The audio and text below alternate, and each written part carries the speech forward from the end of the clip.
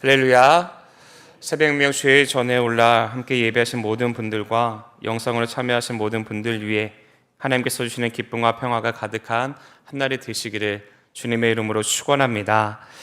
오늘 말씀의 제목은 자유로 부르심을 받은 성도입니다. 자유로 부르심을 받은 성도. 옛날 미국 남부에 한 노예시장이 있었습니다.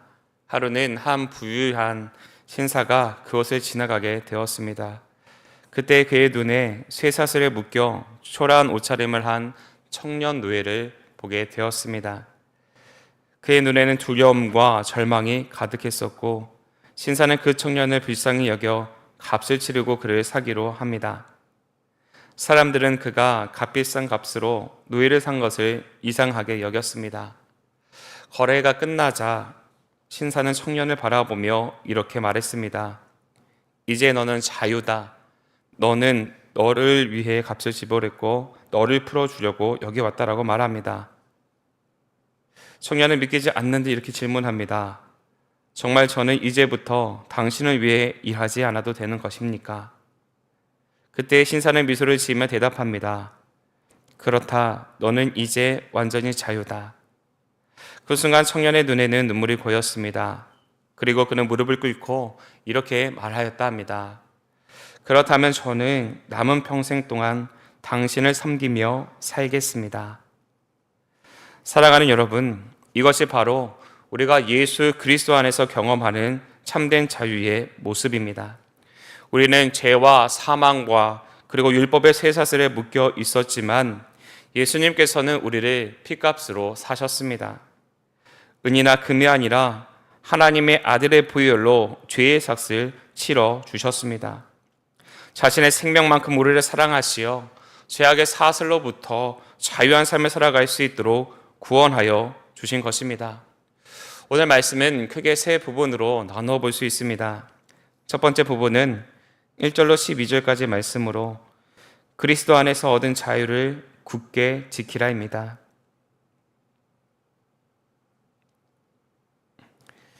두 번째 부분은 13절로 15절까지 말씀으로 참된 자유를 가지고 섬기라입니다.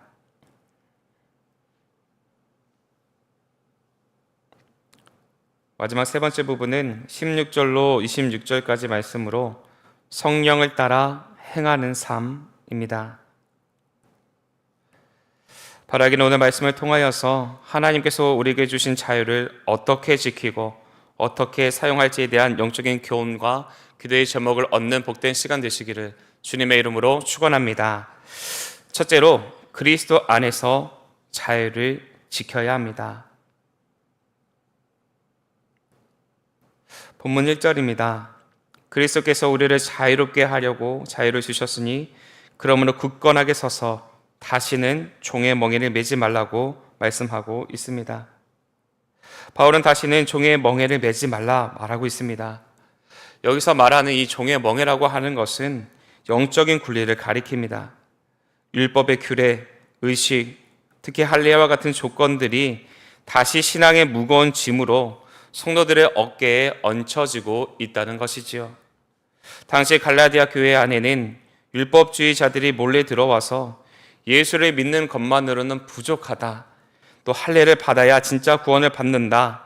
율법을 지켜야지만 하나님께 인정받는 삶이다 라고 말하였다 합니다. 그들의 말은 처음 들을 때에는 그럴듯해 보였습니다. 경건해 보였고 열심히 있는 신앙처럼 보였습니다. 그러나 실상은 복음을 뒤흔드는 독이었고 은혜를 파괴하는 사단의 전략이었습니다. 그래서 바울은 본문 2절에서 너희에게 말하노니 만일 너희가 할례를 받으면 그리스도께서 너희에게 아무 유익이 없으리라고 말합니다. 만약 구원을 위해 율법을 더하려 한다면 그것은 곧 은혜를 거절하는 것과 같다는 것입니다. 또 7절에서 너희가 다름질을 잘 하더니 누가 너희를 막았느냐? 한때 믿음 안에서 힘차게 달리던 성도들이 왜 갑자기 속고 걸려 넘어지고 있느냐고 안타까운 말을 바울은 탄식하며 던지게 됩니다. 바울은 진리의 복음에서 벗어나는 것이 얼마나 위험한 것인지를 알고 있었기 때문에 단호하게 다시금 자유의 복음을 선포하고 있는 것입니다. 사랑하는 여러분, 구원은 전적인 하나님의 은혜이며 예수 그리스도를 믿는 믿음 안에서 누리는 참된 자유임을 믿으시기를 바랍니다. 우리의 행위나 노력, 의식이나 전통은 결코 구원의 조건이 될 수 없습니다. 우리가 예배드리고 기도드리고 봉사하는 것은 구원 받기 위해서 하는 행위가 아니라 이미 받은 구원에 감사하는 자발적인 헌신이라는 겁니다. 바울은 4절에서 이렇게 말합니다. 율법으로 의롭다함을 얻으려 하는 너희는 그리스도에게서 끊어지고 은혜에서 떨어진 자라다라고 말합니다.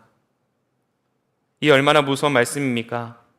만약 우리가 하나님 앞에서 내 행위, 내 의, 내 노력으로 설 수 있다고 생각한다면 그것은 곧 그리스도의 십자가를 무효화시키는 것입니다. 구원의 길 오직 하나뿐입니다. 십자가고 하나님의 은혜입니다. 믿음이죠. 그러므로 자유는 단순한 해방이 아닙니다. 그리스도 안에서 진리를 붙드는 싸움을 치르는 이들에게 주어지는 상급과 같은 것입니다. 자유는 값없이 주어졌지만 그것을 지키기 위해서 우리는 영적으로 깨어 있어야만 한다는 것입니다. 왜냐하면 거짓된 가르침, 율법적인 요구가 이것도 해야 하나님께 사랑받는다라는 압박이 언제든 우리의 마음을 노리고 있기 때문입니다. 자유는 무책임한 방종이 아니라 그리스도의 은혜 안에 굳게 서는 담대한 신앙의 고백이 되어져야 합니다. 사랑하는 여러분, 혹시 우리 안에 영적인 멍해가 있지는 않습니까? 하나님 앞에 드리는 헌신과 봉사 안에 내가 이렇게 해야지 하나님께서 사랑해 주시진 않을까 하는 그러한 부담감이, 염려가 담겨져 있지는 않으십니까? 그러나 기억하시기를 바랍니다. 우리는 구원받기 위해 일하는 종이 아니라 이미 사랑받는 하나님의 자녀라는 사실입니다. 하나님께서 우리를 택하시고 구속하시고 의롭다 하신 것은 우리의 공로 때문이 아니라 전적인 하나님의 은혜 때문입니다. 그러므로 오늘 우리의 예배는 무거운 짐이 아니라 감사와 기쁨으로 드리는 자유의 고백이어야 합니다. 우리의 헌신은 억지가 아니라 사랑에 대한 자발적인 응답이어야 합니다. 바라기는 사람의 기준, 세상의 시선, 율법적 요구에서 벗어나셔서 하나님께서 주신 참된 자유를 누리시는 오늘 하루의 삶이 되어지시기를 주님의 이름으로 축원합니다. 둘째로 자유를 사랑을 이루는데 사용하라입니다. 자유를 사랑을 이루는데 사용하라. 오늘 본문 13절입니다. 형제들아, 너희가 자유를 위하여 부르심을 입었으나 그러나 그 자유로 육체의 규례를 삼지 말고 오직 사랑으로 서로 종로를 타라라고 기록하고 있습니다. 바울은 자유가 가진 두 가지의 가능성을 분명하게 보여줍니다. 하나는 자유를 육체의 기회로 삼는 것입니다. 여기서 말하는 이 육체라고 하는 것은 단순히 몸이나 감각적인 욕망이 아니라 하나님의 뜻에 반하는 자기 중심적인 본성을 가리킵니다. 다시 말해 자기 만족, 이기심, 탐욕, 편의주의로 기울어지는 인간의 본능을 의미합니다. 바울은 이 자유라는 이름으로 자기 멋대로 사는 방종을 항상 경계했습니다. 이 다른 하나의 자유는 사랑의 종 노릇으로 사용하는 것입니다. 이 사랑이라고 하는 것 단순한 감정이나 호의가 아니라 예수님께서 십자가에서 보여주신 자기 희생적인 사랑을 뜻합니다. 흥미로운 것은 바울이 자유를 설명하면서 동시에 종노릇을 해야 한다라고 말하고 있다는 점입니다.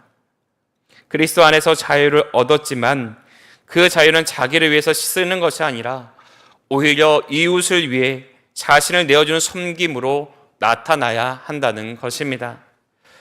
오늘 보면 14절에서 바울은 온 율법은 내 이웃 사랑하기를 내 자신같이 사랑하라 하신 말씀에서 이루어졌다라고 말하고 있습니다. 당시 율법주의자들은 수많은 규례와 계명에 묶여 있었습니다. 그러나 바울은 율법의 핵심이자 완성이 바로 사랑이라고 선언하고 있습니다. 사랑은 율법의 수많은 규정들을 능가하는 가장 본질적인 하나님의 뜻이라는 것입니다. 반대로 만일 사랑이 사라진다면 사회는 곧 무너져 서로 물고 뜯는 파괴적인 결과만을 낳게 된다는 것입니다. 그래서 바울은 15절에서 만일 서로 물고 먹으면 피차 멸망할까 조심하라고 경고하고 있는 것입니다. 사랑하는 여러분, 하나님께서 우리에게 주신 이 자유는 사랑의 실천을 할 수 있는 특권인 줄로 믿습니다. 성경이 말하는 자유는 우리가 생각하는 자유와는 다릅니다. 이 진정한 자유라고 하는 것, 내가 하고 싶은 것을 다 하는 것이 아닙니다. 해야 할 것을 기꺼이 선택하는 힘, 그것이 바로 자유인 것입니다. 예수님께서 우리를 죄와 율법에서 해방시키신 이유도 단순히 편하게 살라라는 뜻이 아니었다는 것입니다. 주님은 자유를 주심으로 우리가 이웃을 사랑할 수 있는 여유를 얻게 하셨습니다. 은혜 안에서 누리는 자유는 결국 나 혼자만의 기쁨으로 끝나지 않습니다. 그 자유는 반드시 흘러가야 하고 누군가를 세우고 공동체를 살리고 하나님 나라를 확장하는 도구가 되어야 합니다. 내 이웃을 내 자신같이 사랑하라는 이 말씀은 율법의 완성이지요. 율법은 외형적으로 사람을 얽매이고 강제합니다. 그러나 이 사랑은 자발적이고 능동적으로 우리를 이끌어갑니다. 의무가 아니라 기쁨이 되고 부담이 아니라 특권이 되는 것, 그것이 하나님께서 우리에게 주신 자유요 사랑인 것입니다. 그렇게 바울은 성도들에게 자유를 방종으로 삼아서는 안 되고 낭비하지 말아야 한다라고 말합니다. 사랑하는 여러분, 오늘 우리의 자유는 어떻게 사용되고 있는지요? 가정에서는 자유라는 이름으로 내 중심적으로 사용하려고 하고 있지는 않았습니까? 내가 하고 싶은 대로만 주장하다가 가족을 아프게 하고 계시지는 않았는지요? 직장에서는 내가 가진 권한과 자유를 나만을 위해 사용하다가 동료들에게 상처를 주고 있지는 않았습니까? 교회 안에서 자유를 핑계로 섬김과 헌신을 게을리하거나 내 편의대로 신앙생활을 하고 있지는 않았습니까? 바울은 자유가 자기 만족으로 흐르게 될 때에 그것이 곧 육체의 기회가 된다라고 말하고 있습니다. 하지만 자유가 사랑으로 사용될 때에 그 자유는 하나님 나라의 기쁨이 됩니다. 주님은 우리가 가진 자유를 통해 누군가를 세우고 위로하고 살리기를 원하고 계십니다. 그러므로 오늘 하루 우리의 시간과 물질과 재능을 다시 돌아봐야 합니다. 나만을 위해 쓰여지고 있는가? 아니면 누군가를 섬기고 세우는 사랑의 도구가 되어지고 있는지를 점검하게 될 때에 하나님께서 주시는 이 자유는, 사랑은 이 자유를 이루는 데에 쓰이는 통로가 됩니다. 바라기는 오늘 하루를 보내시게 될 때에 의도적으로 한 사람을 섬겨보시기를 바랍니다. 가정에서 남편과 아내, 자녀에게 작은 말 한마디, 따뜻한 관심 하나로 사랑을 흘려보내십시오. 직장에서 동료에게 격려의 말을 전해보십시오. 교회에서 사랑하는 우리 교우들에게 먼저 다가가시고 따뜻하게 안부를 물어보시기를 바랍니다. 그것이 바로 자유의 가장 아름다운 사용이기 때문입니다. 우리를 자유케 하신 하나님께서 바라시는 것 단 한 가지죠. 자유를 사랑하라. 자유를 사랑을 이루는 데 사용하라. 이것이 그리스도인 삶이고 율법을 완성하는 길이고 하나님 나라를 드러내는 길인 줄로 믿습니다. 오늘 우리 모두가 자유를 사용하는 성도가 되어지셔서 하나님의 기쁨이 되어드리는 오늘 하루의 삶의 여정이 되어주시기를 주님의 이름으로 축원합니다. 끝으로 성령을 따라 행하라입니다. 오늘 보면 16절입니다. 내가 이르노니 너희는 성령을 따라 행하라. 그리하면 육체의 욕심을 이루지 아니하리라. 바울은 성도의 삶의 방향과 동력에 대하여서 성령을 따라 행하는 것이 자유를 방종으로 변질시키지 않는 유일한 길이라 말하고 있습니다. 왜냐하면 인간 안에는 여전히 육체의 욕심이 자리하고 있기 때문입니다. 성령의 인도하심을 거부하고 자기 뜻대로 살면 자유는 곧 육체적인 욕망의 기회로 전락해 버립니다. 바울은 이어서 육체의 일과 성령의 열매를 대조하여 설명합니다. 육체의 일은 이런 것이지요. 음행, 더러운 것, 호색, 우상 숭배, 주술, 원수 맺는 것, 분쟁, 시기, 분냄, 당짓는 것, 분열, 이단, 투기, 술, 죄함, 방탕함. 한마디로 하나님을 떠난 인간의 본성이 만들어내는 이 파괴적인 결과들이라는 것입니다. 이런 것들은 공동체를 무너뜨립니다. 그리고 하나님 나라를 유업으로 받을 수 없게 만드는 심각한 죄악이라는 것입니다. 반면 성령의 열매는 전혀 다른 모습을 우리에게 보여줍니다. 사랑과 희락과 화평과 오래 참음과 자비와 양성과 충성과 온유와 절제라고 말합니다. 이 열매들은 억지로 만드는 것이 아니라 성령께서 우리 안에 거하시게 될 때에 우리에게 주어지는 상이요 어떤 열매라는 것입니다. 사랑하는 여러분, 자유를 지키는 유일한 길은 성령을 따라 살아가는 것입니다. 인간의 힘으로는 육체의 소욕을 다스릴 수 없습니다. 아무리 결심해도, 아무리 자기 의지를 다 잡아도 결국 또 다시 죄의 습성으로 돌아가고 맙니다. 그러나 성령이 우리 안에 내주하시게 된다면 우리는 이러한 도전들로부터 벗어날 수 있게 됩니다. 성령께서는 우리에게 두 가지 일을 행하시죠. 그 한 가지는 하나님의 선한 일에 참여하게 하시는 것입니다. 구원의 기쁜 소식을 듣지 못한 이들에게 전하게 하시고 하나님의 권위와 능력을 드러내는 데에 쓰임받게 하십니다. 또 다른 하나는 예수님의 성품을 담게 하십니다. 성령의 열매는 예수님의 성품이라 할 수 있습니다. 우리가 성령 안에 거할 때 성령께서 우리 안에 내주하시게 될 때에 예수님의 사랑, 기쁨, 온유가 우리의 삶에서 나타나게 됩니다. 그러나 성령의 열매 하루아침에 맺히지는 않습니다. 농부가 씨를 심고 물을 주고 햇빛을 기다려야 열매가 맺히듯이 성령의 열매도 꾸준한 순종과 훈련 속에서 자라나게 됩니다. 말씀에 뿌리 내리고 기도로 날마다 성령과 교제하고 작은 선택 속에서 하나님의 뜻을 따라가게 될 때에 비로소 열매를 맺게 되는 것입니다. 따라서 우리의 자유는 방임이 아니라 성령께 순종하며 하나님의 뜻을 따라 사는 책임적인 자유라는 것입니다.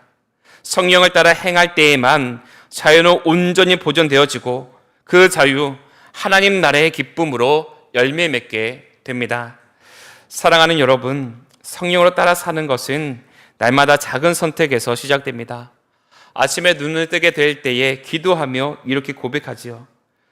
성령님, 오늘 제 걸음을 인도하여 주시고 제 안에 예수님의 성품을 맺게 하여 주옵소서. 또한 일상에서 분노가 치밀어 오를 때에 또한 주님, 내 감정을 다스려 주옵소서. 누군가를 용서하기가 어려울 때에 하나님, 제 힘으로는 아니 되오니 성령의 능력으로 용서케 하여 주옵소서. 이렇게 성령을 따라가는 삶은 매일의 순간마다 이루어지는 실제적인 훈련이 되어지고 성령이 우리로 하여금 예수님을 닮은 사람으로 만들어 가고 계시는 것을 우리는 보게 됩니다. 성령이 없는 자유는 결국 나를 무너뜨리고 공동체를 해치는 방종으로 이어집니다. 그러나 성령을 따라 사는 자유, 예수님의 향기를 드러내고 세상 속에서 하나님의 나라를 확장하게 되는 도구가 됩니다. 사랑하는 여러분, 오늘도 성령께서 우리를 부르시게 될 때에 순종하는 마음으로 발걸음을 내딛으시기를 바랍니다. 성령님께 삶을 맡기고 그분의 인도하시는 길을 걸어가십시오. 그 길에서 우리는 참된 자유를 누리게 될 것이고 예수님을 닮은 인격으로 풍성한 열매로 하나님을 기쁘시게 해드리는 삶으로 변화되게 될 줄로 믿습니다. 이러한 믿음으로 오늘도 성령 안에서 결실을 맺으시는 오늘 한날의 삶이 되어지시기를 주님의 이름으로 축원합니다. 기도하겠습니다. 사랑하는 감사합니다. 오늘도 저희들에게 새 하루를 선물로 허락받게 하시고 그 첫 시작 주의전에 올라 말씀과 기도로 나아가는 저희들 되게 하여 주심에 감사합니다. 오늘 말씀을 통하여서 우리가 하나님 안에서 자유로 부르심을 받은 성도라는 사실을 깨닫게 허락하여 주셨사오니 그리스도 안에서 자유를 지키게 하시되 그 자유를 사랑을 이루는 데 사용하게 하시고 성령에 따라 매일 순간 닥쳐오는 모든 육체의 소욕을 벗어버리고 승리한 삶 살아갈 수 있는 우리 모두가 되어질 수 있도록 성령의 내주하심의 역사로 우리 가운데 함께하여 주시옵소서. 이 시간 질병을 고통받고 있는 사랑하는 환우들에게도 동일하게 역사하여 주셔서 요한 라파 하나님의 권능이 그들을 완전한 치유의 길로 인도받게 하시고 그 길 따라 순종하며 나아가시는 사랑하는 환우들이 하루속에 주의 진을 올라 마음껏 예배하는 역사 또한 속히 보게 하여 주시옵소서.